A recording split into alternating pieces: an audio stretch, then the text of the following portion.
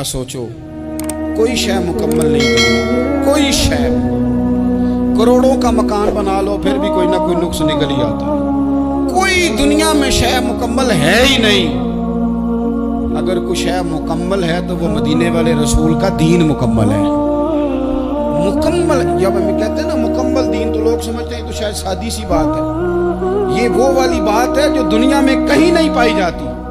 جب یہ آیت نازل ہوئی تھی نا, بخاری میں موجود ہے, ایک بہت بڑا یہودیوں کا عالم حضرت عمر فاروق رضی اللہ تعالیٰ عنہ سے کہنے لگا, یہ جو تم پر آیت نازل ہوئی ہے نا کہ دین مکمل ہو گیا, یہ اگر ہم پر نازل ہوتی نا تو جس دن یہ آیت نازل ہوئی ہوتی ہم نے ہر سال اسی دن کو عید بنا لینا تھا کہ دین مکمل ہو گیا.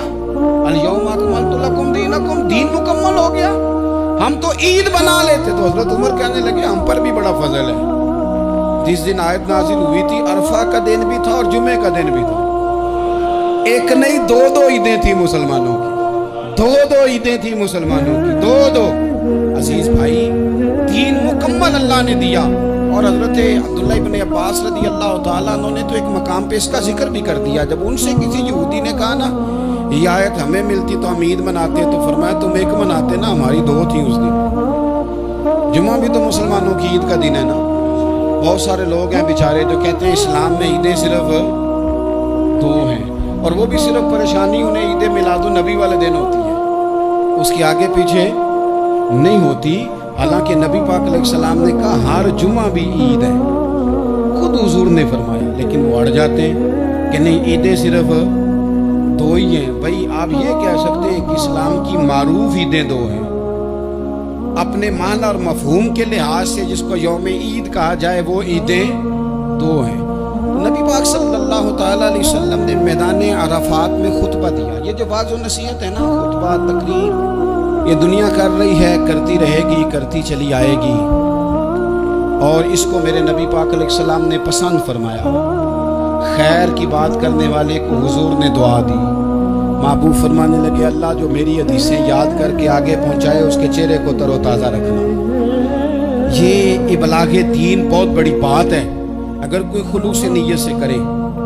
لیکن کائنات ارضی میں وہ جو حضور کا خطبہ حجۃ الوداع ہے, وہ دستور ہے, وہ منشور ہے.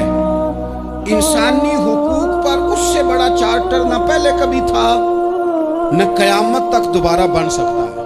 اس کو خطبہ حجۃ الوداع کیوں کہتے ہیں؟ ایک تو مطلب یہ کہ حضور نے یہی آخری حج کیا, اور دوسری بات یہ تھی کہ اس خطبے کے تھوڑے ہی عرصے بعد میرے نبی پاک نے وصال ظاہری فرمایا. اور اس خطبے کو رسول پاک صلی اللہ تعالیٰ علیہ وسلم نے شروع کہاں سے فرمایا؟ یہ خطبہ دیکھیں شروع کہاں سے ہو رہا ہے. انسان دنیا میں ملتا بھی ہے, جدا بھی ہوتا ہے. یہ جو جدائی کا وقت ہوتا ہے نا, جدائی کا, شاید بڑی سوچ سمجھ کے کہا تھا حضرت میاں صاحب نے, بڑی غور کر کے انہوں نے کہا تھا کہ دریا کنڈے روخ نہ لائیے, جو آوے روڑ جاوے. آپ میدان میں درخت لگاتے ہیں تو کبھی پھل گرتا ہے تو زمین پہ گرتا ہے, اٹھا لیتے ہیں. اگر دریا کے کنارے ہو تو وہ تو دریا میں گرے گا اور رڑ جائے گا, چلا گیا, بہہ گیا. فرمانے لگے دریا کنڈے روخ نہ لائیے, جو آوے روڑ جاوے تے پردیسی نال نہ یاری لائیے. وہ دا جدوں دل کرے ٹر جاوے, وہ تو چلا جاتا ہے. یہ خطبہ شروع کہاں سے ہو رہا ہے؟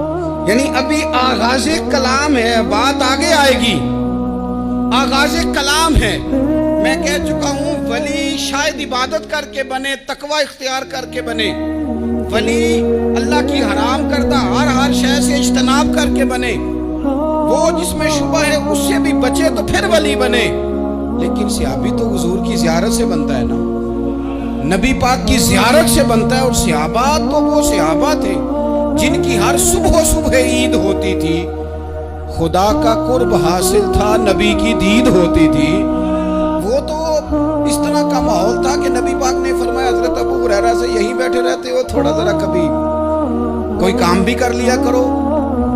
وقفے سے ملنے سے محبت بھی بڑھتی ہے. تو حضرت ابو ہریرہ اٹھے اور ستون کے پیچھے سے ہو کے واپس آ گئے. فرمایا آ گئے ہو؟ عرض کی حضور دل ہی نہیں لگتا تو جائیں کہاں. وہ جو حضور سے آ کے کہتے تھے نا یا رسول اللہ صلی اللہ علیہ وسلم، حضرت صوبان بن مالک